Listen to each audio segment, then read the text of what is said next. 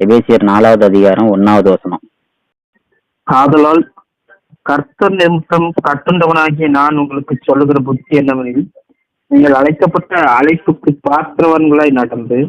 போது போது போது போது அந்த வசனம் பாக்குறோம் இல்லையா? நீங்கள் அழைக்கப்பட்ட அழைப்புக்கு பாத்திரவான்களாய் நடந்து. இன்னைக்கு நம்ம மெசேஜ் வந்து இந்த வார்த்தைகளை மையமா வச்சுதான் நம்ம பார்க்க போறோம். பாத்திரவான்களாய், நீங்கள் அழைக்கப்பட்ட அழைப்புக்கு பாத்திரவான்களாய் நடந்து அப்படிங்கிறது தான் இன்னைக்கு செய்தியினுடைய ஒரு தலைப்பு, இல்லைன்னா சாராம்சம். நம்ம கர்த்தர் வந்து நம்மளை அழைச்சிருக்கிறாரு அப்படிங்கிறது நம்ம எல்லாருக்கும் தெரியும். நம்ம அழைப்பை பத்தி கடந்த நாட்கள்ல நிறைய பிரசங்கங்கள் கேட்டோம். நீங்களும் நிறைய பிரசங்கங்கள் பண்ணீங்க. இன்னைக்கும் கர்த்தர் நம்ம கிட்ட பேசுற ஒரு காரியம், நீங்கள் அழைக்கப்பட்ட அழைப்புக்கு பாத்திரவான்களாய் நடக்கணும் அப்படின்னு சொல்லிட்டு. இப்ப நம்ம ஒரு விஷயத்த நம்ம கொஞ்சம் யோசித்து பார்க்கணும். நமக்கு தெளிவா தெரியும், நான் தேவனால் அழைக்கப்பட்டிருக்கிறேன் அப்படிங்கிறது நல்லாவே தெரியும். அதுல எந்த மாட்டு கருத்தும் இல்லை. அப்படி அழைக்கப்பட்டிருக்கிற நான் வந்து அந்த அழைப்புக்கு பாத்திரவானா இருக்கிறனா, அந்த அழைப்புக்கு தகுதியுடையவனா இருக்கிறனா? என்னென்ன வசனங்கள் சொல்லுது? அவர் வந்து ஞானிகளை வெட்கப்படுத்தும்படிக்கு பைத்தியங்களை தெரிந்து கொள்றாரு, உள்ளவைகளை அவமாக்கும்படிக்கு இல்லாதவைகளை தெரிந்து கொள்றாரு அப்படின்னு சொல்லி பாக்குறோம். அதாவது தகுதி இல்லாத ஒருவனைத்தான் கர்த்தர் வந்து தெரிந்து கொள்றாரு அப்படிங்கிறது நம்ம எல்லாருக்கும் தெரியும், எல்லாருக்குமே தெரிஞ்ச ஒரு காரியம். அப்படி இருக்கும்போது தகுதி இல்லாத இடத்துல இருந்து அழைக்கப்பட்ட நாம, அழைக்கப்பட்ட பிறகும் தகுதி இல்லாத இடத்துலயே இருக்கோமா, இல்லைன்னா அந்த அழைப்புக்கு ஏற்ற மாதிரி நம்மளுடைய தகுதியை வந்து வளர்த்து கொண்டிருக்கோமா, அதாவது பாத்திரவான்களாய் நம்ம வந்து மாறி இருக்கிறோமா அப்படிங்கிறது தான் நம்ம வந்து இன்னைக்கு பார்க்க வேண்டிய விஷயமா இருக்குது. இன்னும் ஒரு சில வசனங்கள் நம்ம வாசிக்கலாம். மத்தேயு 22வது அதிகாரம் எடுத்துக்கிடுவோம். 1வது வசனத்துல இருந்து 14வது வசனம் வரைக்கும் இதுல ஒரு சம்பவம் இருக்கு. இந்த சம்பவம் வந்து நம்ம நிறைய வாட்டி படிச்சிருப்போம், நம்ம எல்லாருக்குமே தெரிஞ்ச ஒரு ஊமை தான். இந்த இடத்துல இயேசு சொல்ற ஊமை வந்து, பரலோக ராஜ்யம் தன் குமாரனுக்கு கல்யாணம் செய்த ஒரு ராஜாவுக்கு ஒப்பா இருக்குது. அந்த ராஜா வந்து தன் குமாரனுக்கு கல்யாணம் சொல்லிட்டு அழைப்பு கொடுக்குறாரு ஜனங்களுக்கு. நல்ல ஒரு விஷயம் நான் சொல்ல ஃபாலோ பண்ணிட்டே வாங்க. ராஜாவா இருக்கிறவங்க யாருக்கு அழைப்பு கொடுப்பாங்கன்னா, ராஜாக்களைத்தான் அழைப்பார்கள். தனக்கு ஈக்குவலா யார் இருக்காங்களோ அப்படிப்பட்டவங்களும் தான் வந்து அழைப்பாங்க. ஒரு உதாரணமா சொல்லணும்னா, இப்ப நம்ம தமிழ்நாட்டுல நமக்கு முதலமைச்சர் வீட்டில் ஒரு ஃபங்க்ஷன் வச்சுக்கிடுவோமே, ஒரு எக்ஸாம்பிளுக்கு. அவங்க வந்து நம்மளை கூட மாட்டாங்க.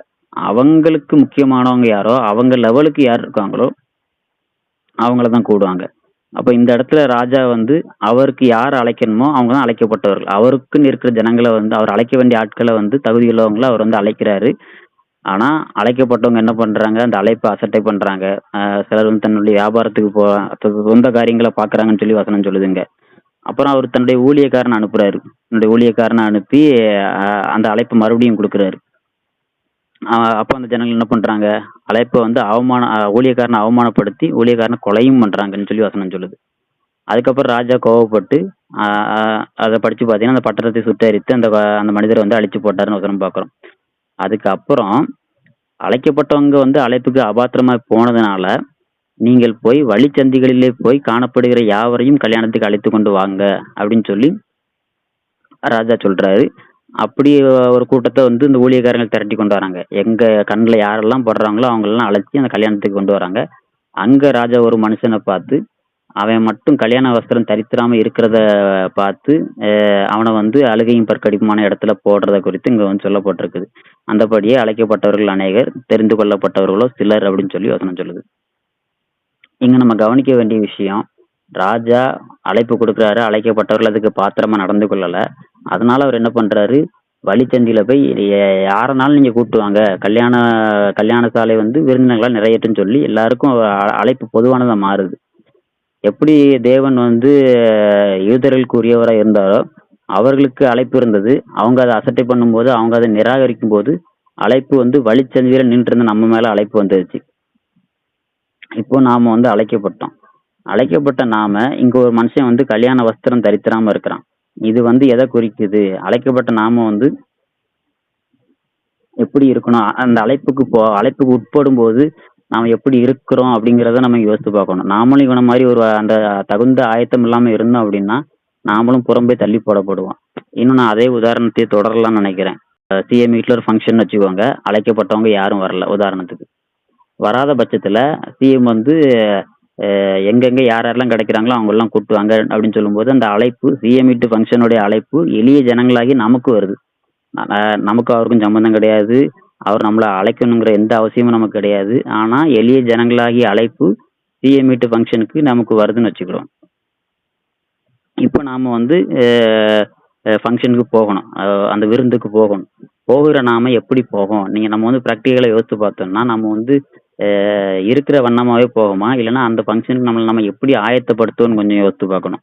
நம்மக்கிட்ட இருக்கிறதுலையே சிறந்த ட்ரெஸ் எதுவோ, இருக்கிறதுலையே காஸ்ட்லியாக நம்மக்கிட்ட எது பெஸ்ட்டாக இருக்குதோ அதை அந்த வஸ்திரத்தை நம்ம உடுத்தணும்னு நினைப்போம்.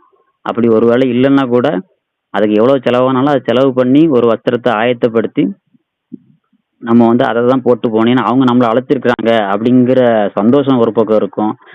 அதுக்கேற்ற மாதிரி நம்ம வந்து போகணும், அந்த அழைப்பை நம்ம கனப்படுத்தணும், நம்ம வந்து பிச்சைக்காரனை போல போய் அங்கே போய் நிற்கக்கூடாது அப்படிங்கிற எண்ணம் நமக்குள்ள இருக்கும். அதனால எவ்வளவு சிறப்பாக நம்ம ஆயத்தப்படுத்தி கொள்ள முடியுமோ அவ்வளவு சிறப்பாக நம்ம வந்து ஆயத்தப்படுத்திக்கிடுவோம். அப்போ இதுதான் ரியாலிட்டியாக நடக்கிற விஷயம். அதே போலதான் ராஜாவின் அழைப்பு வந்து புறஜாதியாராகிய நமக்கு, தகுதி இல்லாத நமக்கு, வழிச்சந்தியில் இருந்த நமக்கு தேவனுடைய அழைப்பு நம்ம கையில வருது. ஏன்னா தெரிந்து கொள்ளப்பட்டவங்க அழைக்கப்பட்டவங்க நிராகரிச்சதுனால அழைப்பு நம்ம பக்கம் வந்துருச்சு. இப்போ நாம அந்த அழைப்பை எப்படி அக்செப்ட் பண்ணியிருக்கோம், அந்த அழைப்புக்காக எப்படி பிரயாசப்படுறோம், அழைப்புக்கு பாத்திரவான்களா நம்ம இருக்கிறோமா அப்படிங்கறது இந்த நேரத்துல நம்ம வந்து யோசிச்சு பார்க்கணும். உலகத்துல ஒரு உயர்ந்த ஸ்தானத்துல இருக்கிற மனுஷன் நம்மளை கூப்பிட்டாலே, தன் இடத்துக்கு கூப்பிட்டாலே நாம வந்து அதுக்கு எப்படி நம்மளை வந்து ஆயத்தப்படுத்தி கொள்வோம், எப்படி நம்ம வந்து அலங்கரித்து கொள்வோம். ஆனா தேவனுடைய அழைப்புக்கு நம்ம அந்த அளவுக்கு ஒரு கவனம் செலுத்துறோமா அப்படிங்கிறது நம்மளே யோசித்து பார்க்கணும். இதன் அடிப்படையில் ஒரு 3 பாயிண்ட்டை மட்டும் சொல்லிட்டு நான் முடிக்கலாம்னு நினைக்கிறேன். அழைக்கப்பட்ட நாம முதலாவது அந்த அழைப்பு குறித்த சந்தோஷம் நமக்கு இருக்கணும். நம்ம அழைக்கப்பட்டது வந்து நமக்கு எந்த காரணத்தை கொண்டு ஒரு துக்கமா இருக்கவே கூடாது. நம்ம ஏன் தான் அழைக்கப்பட்டமோ தெரியலையே, நம்ம வந்து பேசாம நம்ம ரசிக்கப்படலாம் நல்லா இருந்திருக்குமே, நம்ம ரசிக்கப்பட்டதுனால தானே இப்படி நடக்கு அப்படி நடக்கு, நம்ம ரசிக்கப்படாம இருந்தா நம்ம ட்ராக் வேறமா இருந்திருக்குமே அப்படின்ட்டு ஒரு நாளும் அந்த அழைப்பை குறித்த துக்கம் நமக்குள்ள வரக்கூடாது, அந்த புலம்பல் வரக்கூடாது. அது தேவனை வந்து கனவீனப்படுத்துறதா இருக்கும். ஏன் அப்படின்னா நம்ம இருந்த இடம் வழிச்சந்தி. நம்ம வந்து அந்த வசனத்தை நம்ம மொழியில நம்ம ஒரு பாஷை பேசுவோம் இல்லையா, அந்த பாஷையில் நம்ம டிரான்ஸ்லேட் பண்ணோம் அப்படின்னா நம்ம வந்து ரோட்ல நின்றுட்டு இருந்தோம். ரோட்ல கடந்த நம்மளை தான் கர்த்தர் வந்து கிருபையா அழைச்சிருக்கிறாரு. அப்படி அழைச்சிருக்கும் போது அந்த அழைப்பை குறித்த மகா சந்தோஷம் நமக்கு எப்பவுமே இருக்கணும். சிலர்லாம் வந்து கல்யாணத்துக்கு கார்டு கொண்டு வருவாங்க. சிலர் கல்யாணத்துக்கு கார்டு கொண்டு வரும்போது நமக்கு வந்து பெருசா ஒன்றும் சந்தோஷமே இருக்காது. ஐயோ இவங்க இந்த கல்யாணத்துக்கு நம்ம போகணுமா அப்படின்ற மாதிரிலாம் நமக்கு வந்து சிலர் தோணி இருக்கும். ஒரு இப்போ தான் நீங்க எல்லாம் குடும்பமா ஆயிருக்கிறீங்க. இதே அனுபவம் வந்து நம்மளுடைய பெற்றோர்களுக்கு நிறையவே இருக்கும். சில முக்கியமானவங்க கார்டு தரும்போது அதிக சந்தோஷம் நமக்கு இருக்கும். ஆனா சிலர் கார்டு தரும்போது அதுல சந்தோஷமே இருக்காது. என்ன செய்ய, கடமைக்கு தான் போன ஒரு 100 ரூபா 200 ரூபாய் மைய கொண்டு வச்சுட்டு வரும் அப்படின்னு சொல்லி நம்ம வருத்தத்தோட அந்த அழைப்பை வந்து அணுகுவோம். ஆனா தேவன் நம்ம அழைச்சிருக்காரு. அந்த அழைப்புல நமக்கு ஒரு காலமும் வந்து வருத்தம் வந்து வரவே கூடாது. அந்த அழைப்பை குறித்த சந்தோஷம், அந்த அழைப்பை குறித்த துதியும் ஸ்தோத்திரமும் நம்ம உள்ளத்துல வந்து எப்பயுமே எழும்புவதா இருக்கணும். இது ஒரு காரியம். 2வது ஒரு காரியம், கிருபையாய் அழைக்கப்பட்ட நாம வந்து அழைப்பை குறித்து மேன்மை பாராட்டக்கு நமக்கு இடமே கிடையாது. இப்போ வந்து நான் சொன்ன உதாரணத்தின்படி சிஎம்இ ஃபங்க்ஷனுக்கு தகுதி இல்லாத நம்மளை அவர் அழைச்சதுனால நம்ம வந்து ஆயத்தப்பட்டு போயிட்டோம். அங்க போய் நின்றுட்டு நான் வந்து நம்மளே உயர்த்தி கொள்ற மற்றவங்க கிட்ட உயர்த்துற இடத்துல நம்ம இருக்கக்கூடாது. சிஎம்ஏ நீ கூப்பிட்டாரு, அவர் நான் எவ்வளவு பெரிய ஆள் அப்படிங்கிற மாதிரி உயர்த்துற அந்த அழைப்பு நிமித்தமா நமக்கு ஒரு மேன்மை நமக்கு வந்து வரவே கூடாது. ஏன்னா நான் அடிக்கடி சொல்லுவேன், நம்மளை விட பரிசுத்தம் உள்ளவர்கள், நம்மளை விட நீதி உள்ளவர்கள், நம்மளை விட வந்து எல்லா விதத்திலையும் சிறந்தவர்கள் இந்த பூமியில தேவனுக்கு வந்து எப்பவும் உண்டு. ஆனாலும் அவர் நம்மளை வந்து தெரிந்து கொண்டு இன்னமும் நம்மளை ஆபிரகாம் அண்ணன் சொன்ன மாதிரி இன்னமும் நான் நம்புறேன். இத்தனை வருஷமாகி இத்தனை பின்மாற்றங்களை நம்ம பின்மாற்றங்களை தேவனுக்கு நம்ம காண்பித்தும் முறுமுறுத்தும் நம்மளை இன்னும் அவர் நம்புறாருன்னா அதுக்கு வேற ஆள் இல்லாமலும் கிடையாது. அவர் அந்த அழைப்புல உறுதியா இருக்கிறாரு. அவர் வந்து நம்மளை கொண்டு செய்ய நினைக்கிறாரு. அதனால அந்த அழைப்பு குறித்த மேன்மை வந்து நமக்கு எந்த சூழ்நிலையிலும் எந்த காரணத்தை கொண்டும் வரவே கூடாது. இது 2வது ஒரு விஷயம். 3வது விஷயம்தான் நம்ம மெசேஜ் ஸ்டார்டிங்ல ஆரம்பிச்சோன்னே அந்த அழைக்கப்பட்ட அழைப்புக்கு பாத்திரவான்களாய் அப்படின்னு சொல்லி. ஸோ தகுந்த ஆயத்தம் நமக்கு வந்து அந்த அழைப்பு நிமித்தமா இருக்கணும். அழைப்புக்கு ஏற்ற ஒரு ஆயத்தம், அழைப்புக்கு ஏற்ற ஒரு தகுதி, அழைப்புக்கு ஏற்றபடி பாத்திரவானாய் நம்ம வந்து நடந்து கொள்ற ஒரு விஷயம் வேணும்.